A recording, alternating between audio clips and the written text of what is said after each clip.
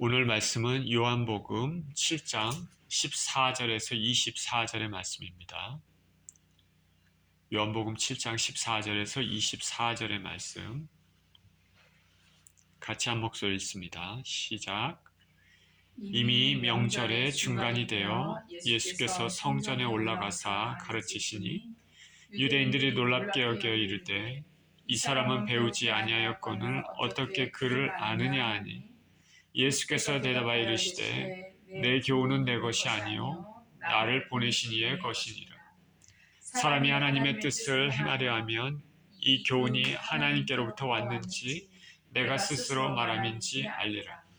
스스로 말하는 자는 자기 영광만 구하되 보내신 이의 영광을 구하는 자는 참되니 그 속에 불의가 없느니라. 모세가 너희에게 율법을 주지 아니하였느냐? 너희 중에 율법을 지키는 자가 없도다. 너희가 어찌하여 나를 죽이려 하느냐? 무리가 대답하되 당신은 귀신이 들렸도다. 누가 당신을 죽이려 하나이까? 예수께서 대답하여 이르시되 내가 한 가지 일을 행하매 너희가 다 이로 말미암아 이상히 여기는도다. 모세가 너희에게 할례를 행했으니 그러나 할례는 모세에게서 난 것이 아니요 조상들에게서 난 것이라. 그러므로 너희가 안식일에도 사람에게 할례를 행하느니라. 모세 율법을 범하지 아니하려고 사람이 안식일에도 할례를 받는 일이 있거든. 내가 안식일에 사람의 전신을 건전하게 한 것으로 너희가 내게 노여워하느냐. 외모로 판단하지 말고 공의롭게 판단하라 하시니라. 아멘. 참된 교사이신 예수님이란 제목으로 말씀을 나누겠습니다. 기도합니다. 하나님 아버지,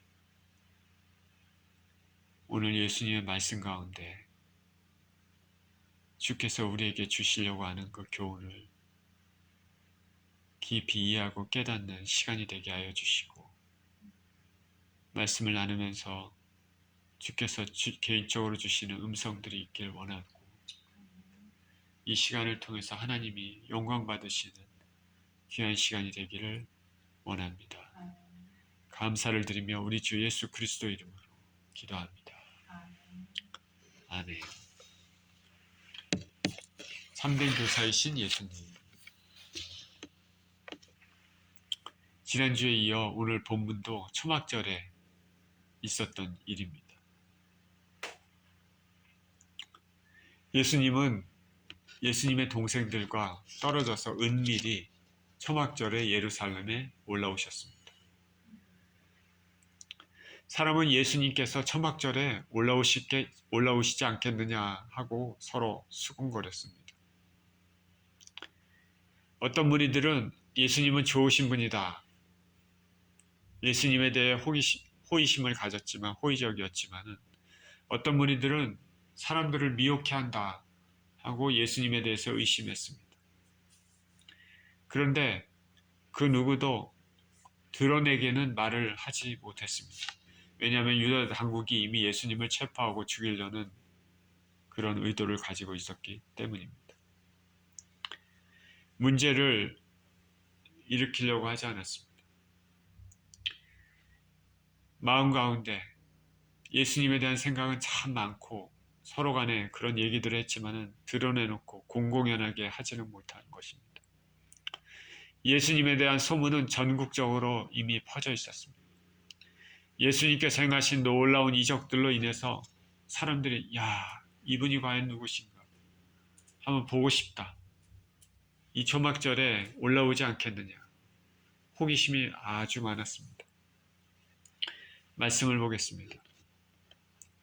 14절에 이미 명절의 중간이 되어 예수께서 성전에 올라가사 가르치시니 유대인들이 놀랍게 여겨 이르되 이 사람은 배우지 아니하였거늘 어떻게 그를 아느냐 하니, 초막절 기간 중 중간쯤이 되었습니다. 은밀히 초막절에 올라가신 예수께서는 처음 며칠간은 별다른 행적을 보이지 않으셨습니다.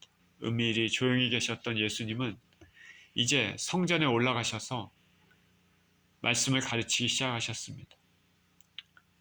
초막절은 7일간의 절기입니다. 처음 3, 4일이 지난 후 명절 중간이 됐습니다. 이제 중간에 본격적으로 예수님께서 말씀을 가르치기 시작하신 것입니다. 자, 명절의 페스티벌의 중간이기 때문에 사람들이 가장 많이 모여 있었을 것입니다.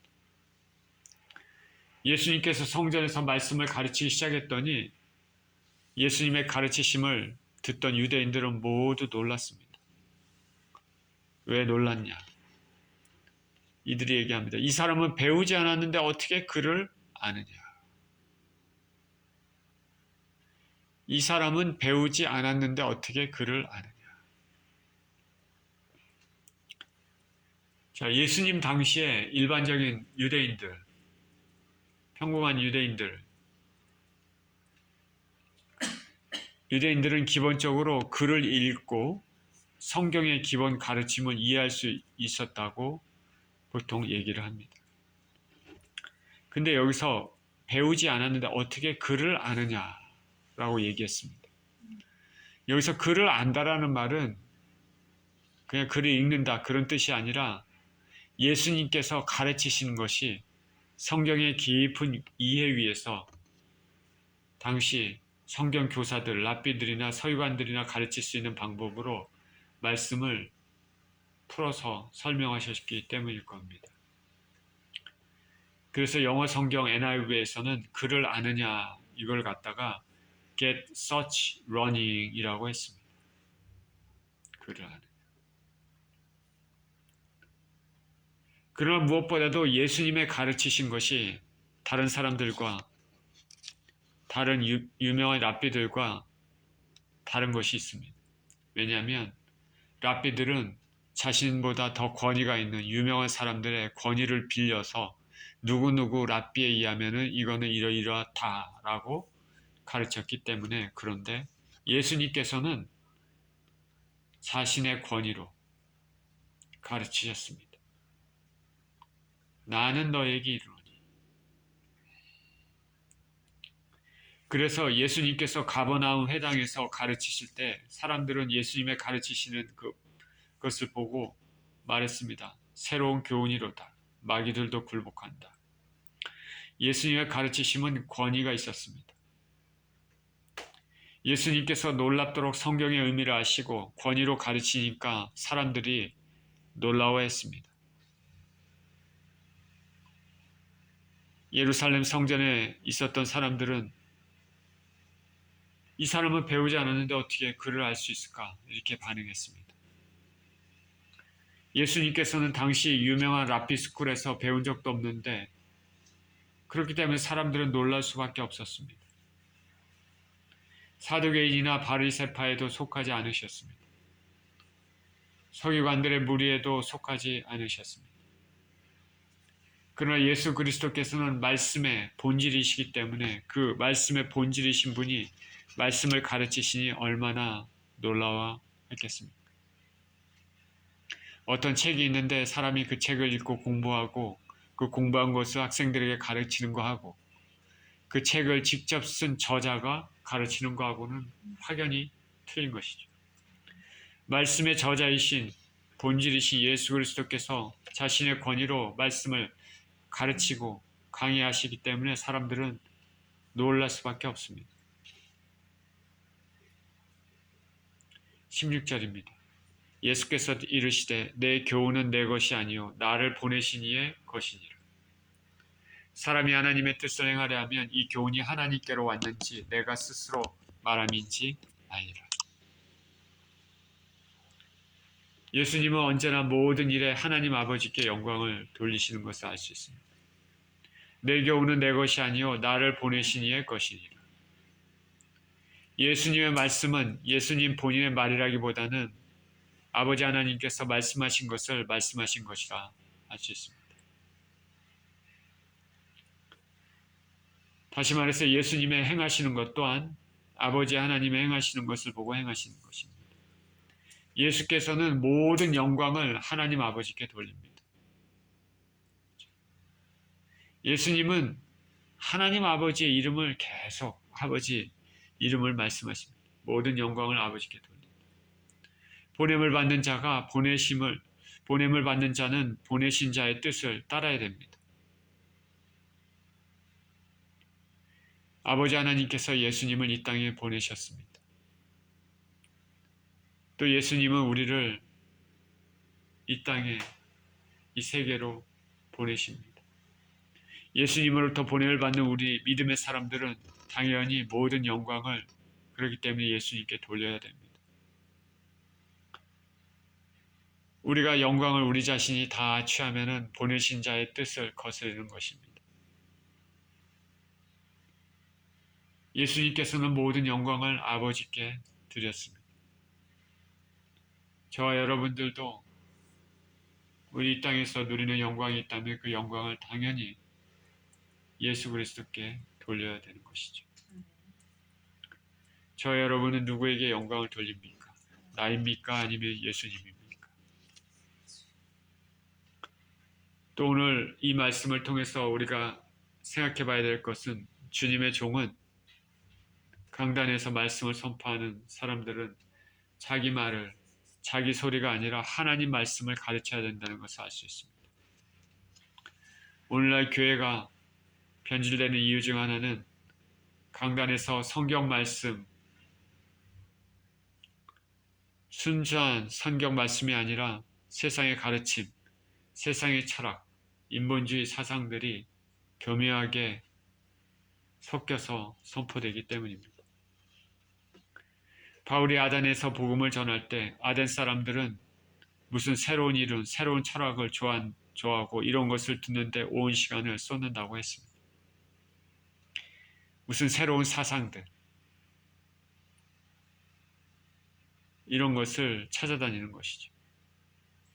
그곳에 있는 사람들은 하나님의 말씀의 권위에 굴복하지 않습니다. 예수 그리스도의 복음도 어떤 새로운 사상 중에 하나가 아닐까 그렇게 생각하고 받아들이는 것입니다.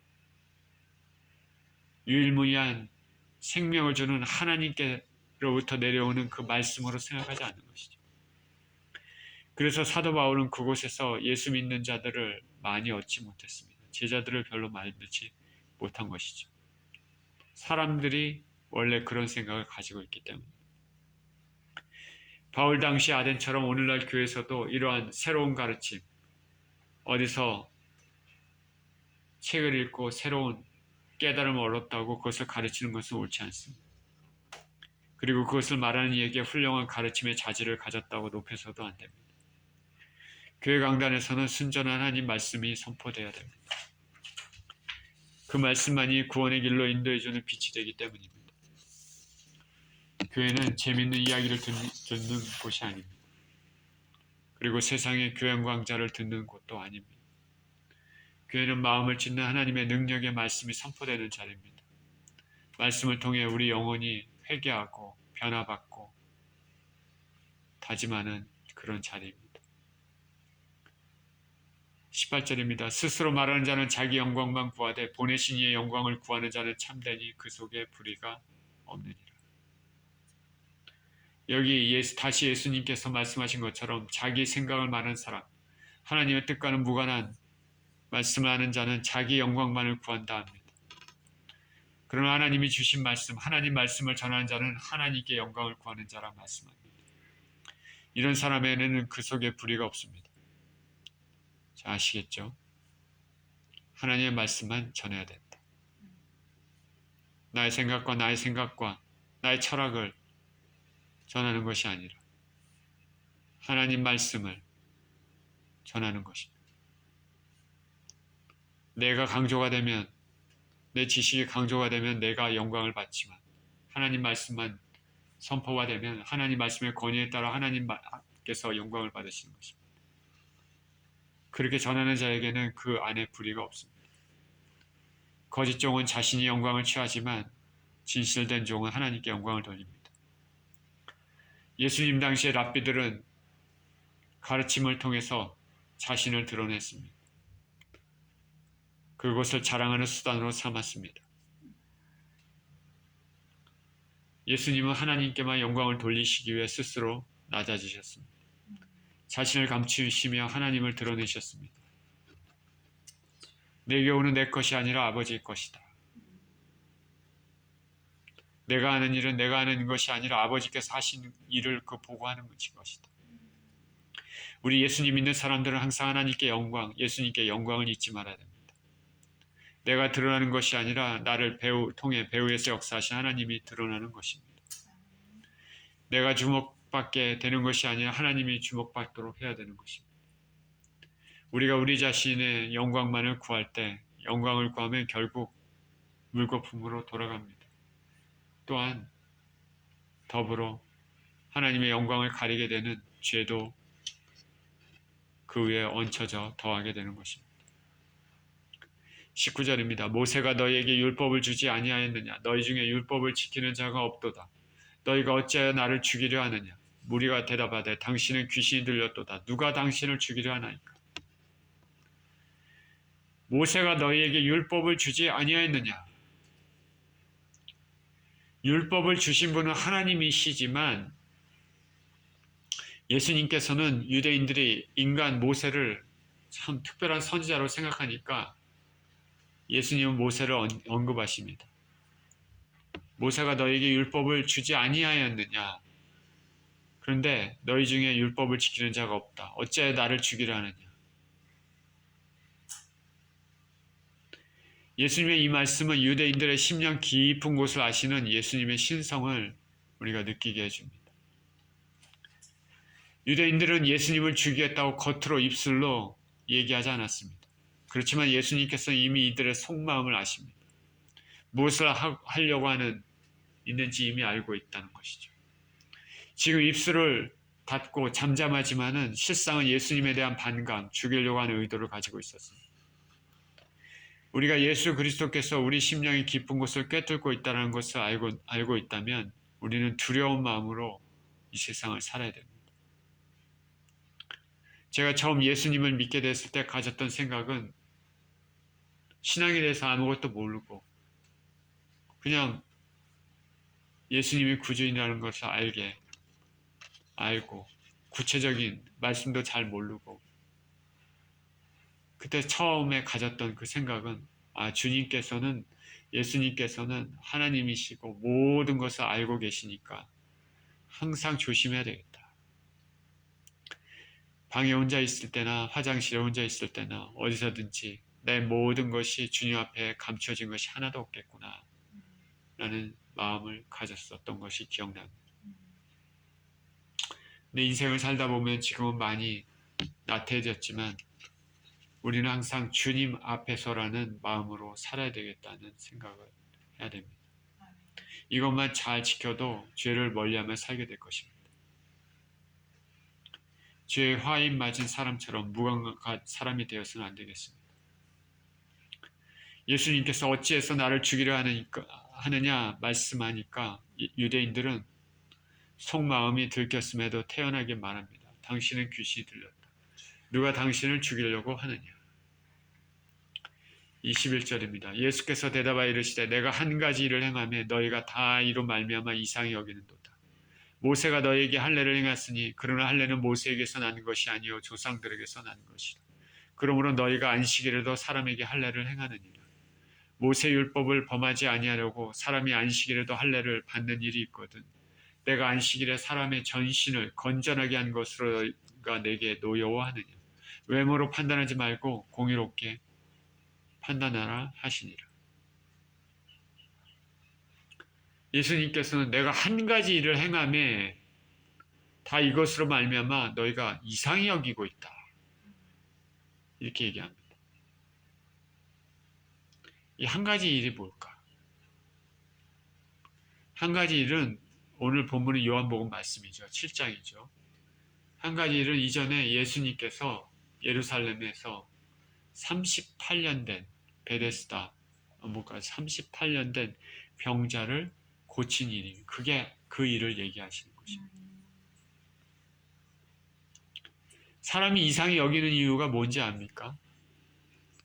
38년 된 병자를 고쳐서 이상히 여긴 게 아니라 그 일이 안식일에 일어났다고 이상히 여기는 것입니다. 그 일. 안식일에 그 일을 이루어졌다는 것 때문에 이상하다는 것이죠. 참 이상하죠, 정말. 38년이나 된 병자를 보고 병자를 고친 것을 보고 놀라워해야 하는데 안식일에 행했다고 놀라워하는 사람들의 반응입니다. 여기 예수님께서 말씀하시는 바 이상히 여기 있는도다는 예수의 마음을 그대로 보여줍니다. 예수님은 할례의 예를 들어서 안식일에 병을 고치는 것이 당연하다는 거 말씀하십니다. 안식일에는 일을 하지 말아야 됩니다. 그죠? 안식일에 일을 하지 말아야 되지만 할례의 경우는 할례도 일을 하는 것이죠. 할례의 경우는 안식일에도 행했습니다.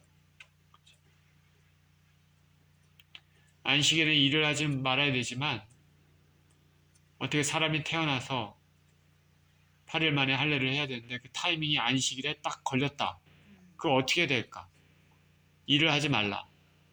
안식일에 할례를 해야 된다. 8일 됐으니까 할례를 해야 된다. 어떻게 해야 되느냐?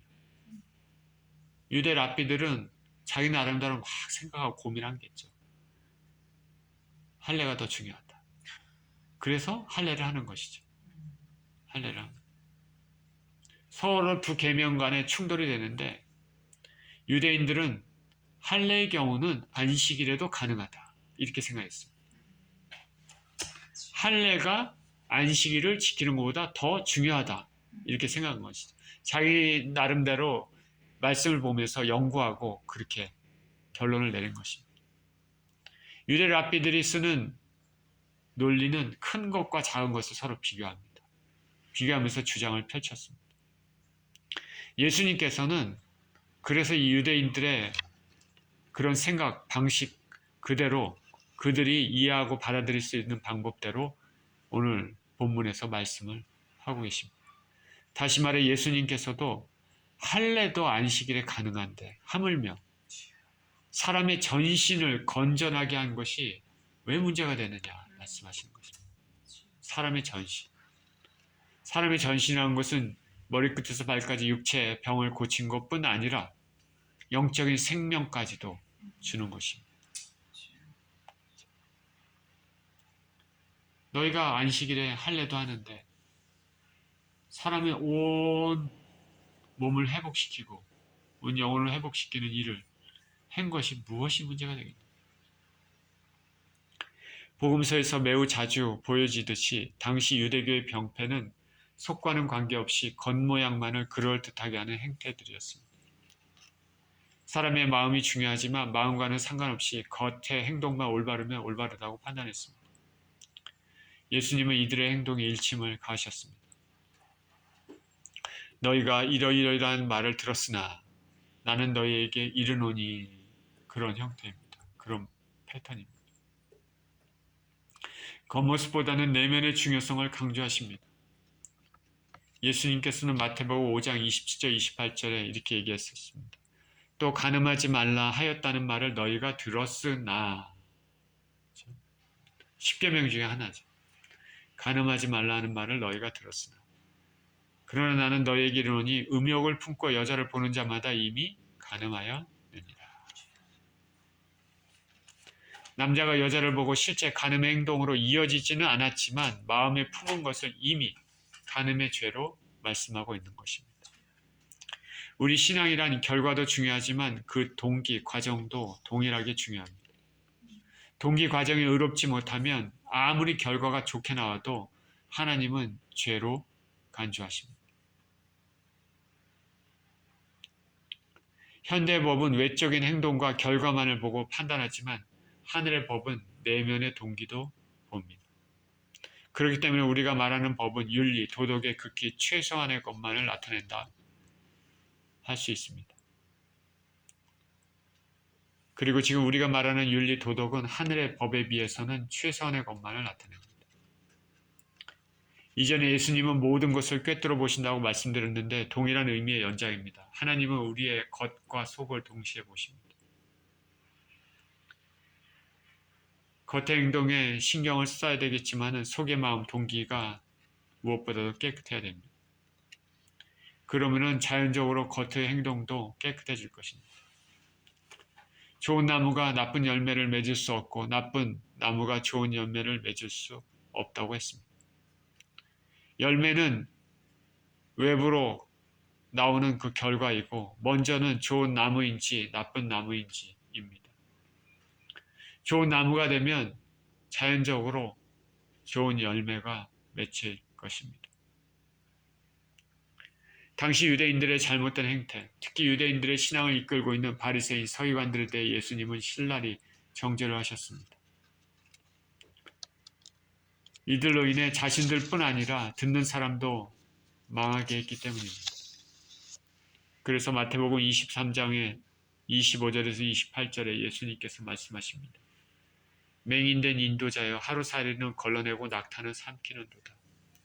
화 있을진저 외식하는 서기관과 들과 바리새인들이여 잔과 대접의 겉은 깨끗이 하되 그 안에는 탐욕과 방탕으로 가득하게 하는도다. 눈먼 바리새인이여 너는 먼저 안을 깨끗이 하라. 그리하면 겉도 깨끗하리라. 화 있을진저 외식하는 서기관들과 바리새인들이여 회칠한 무덤 같으니 겉으로는 아름답게 보이나 그 안에는 죽은 사람의 뼈와 모든 더러운 것이 가득하도다. 이와 같이 너희도 겉으로는 사람에게 옳게 보이되 안으로는 외식과 불법이 가득하도다. 예수의 말씀은 명백합니다. 겉과 속이 깨끗해야 된다. 결과가 좋으면 모든 것이 좋다. 그렇지 않습니다. 결과 나쁜 것보다야 좋겠지만은 그러나 하나님은 시작부터 끝까지 모든 과정을 다 보십니다. 유대인들은 스스로 만든 조항에 얽매여 하나님의 뜻을 거스른 자들이 되었습니다. 스스로는 율법을 지키는 수많은 자들이라 행동했지만 실제로는 율법을 거스른 자들이 되었습니다. 자신들의 만든 전통, 생각에 따라 하나님 말씀을 범하는 자들이 되었습니다.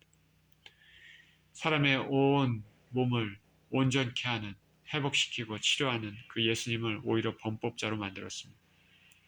실상 자신들도 모세의 명령을 지키기 위해 안식일에 할례를 행하고 있는데도 그렇습니다. 저와 여러분들도 조심해야 될 일들이 이런 것들일 것입니다. 내가 스스로 신앙인 채, 스스로 의인인 채 행동하지만 그러나 내 자신을 속이는 자가 아닌지 생각해 봐야 됩니다. 제가 요즘에 기도할 때 자주 느끼는 것 중에 하나가 기도는 순전하고 솔직한 마음을 하나님께 드리는 것이다. 겉으로 화려하고 미사적인 여구를 쓴다든가 그럴듯하게 하는 말, 흔히 하는 같은 패턴으로 하는 말도 다 필요 없습니다. 내 마음에 진정 하나님께 올려드리고자 하는 마음, 마음의 간절한 것들을 하나님 앞에 진실하고 솔직하게 얘기하는 것이 그것이 기도입니다. 겉으로 어눌해 보이고 서툴러 보여도 그것이 진정한 기도입니다. 멋있는 말과 그럴듯한 지적인 얘기를 쏟아내더라도 그 안에 그것이 자신의 마음을 투영하지 않으면 그건 기도가 아니죠. 말씀을 안다고 말씀을 가지고 이런저런 일에 인용하면서 실제로는 자신은 그 말씀을 따라 행하지 않는 자가 아닌지 우리는 생각해 봐야 됩니다. 말씀을 알지만 말씀을 많이 인용하지만 실제 삶은 말씀을 거스르는 삶이 되면 안 되겠습니다. 예수님은 이렇게 할례와 안식일의 예를 드신 후에 외모로 판단하지 말고 공의롭게 판단하라 말씀하십니다. 예수님의 겉모습, 갈릴리의 촌뜨기, 아무런 특별한 랍비들의 교육도 받지 못한 자, 그래서 하나님의 말씀을 감히 강의할 수 없는 자, 이렇게 간주하는 것은 잘못된 행태라는 것이죠. 이런 것이 아니라 공의롭게 사람을 대하라 말씀하십니다. 외모로 판단하지 말라는 것은 성경에서 누누이 강조하는 말씀입니다. 이 삶은 우리 삶에서 실제로 외모라고 판단하는 경우가 매우 많기 때문에 그렇습니다. 지금도 사람들은 외모로 판단하지 않습니까? 외모라 하면 얼굴의 잘남보다는 그 사람의 위치, 학벌, 권세, 출신, 재력, 인맥, 배경 이런 것들이죠. 이런 것만을 보고 판단하지 말라고 말씀하십니다. 이런 것이 아니라 공의롭게 판단하라. 하나님은 다윗의 외모를 보지 않으셨습니다. 다윗의 삶을 보시고 그의 내면을 보셨습니다. 그래서 그를 왕으로 선택하셨습니다. 사무엘상 16장 6절 7절에 이릅니다.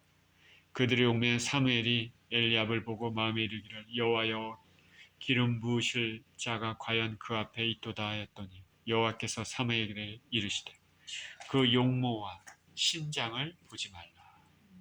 다시 말해서 첫째 아들 엘리압은 용모도 신장도 그럴듯했던 사람이었던 것 같습니다. 사무엘이 진정 이 사람이 이스라엘 왕이 될 사람이구나. 근데 하나님은 아니다. 그 용모와 신장을 보지 말라. 내가 이미 그를 버렸노라. 나의 보는 것은 사람과 같지 아니하니 사람은 외모를 보거니와 나 여호와는 중심을 보느니라. 사도 베드로는 성도들에게 하나님은 외모로 사람을 보시는 것이 아니라 각 사람의 행위대로 판단하신다고 말씀했습니다. 베드로전서 1장 17절에도 외모로 보시지 않고 각 사람의 행위대로 판단하신 자를 너희가 아버지라 부른즉 너희의 나그네로 있을 때 두려움으로 지내라.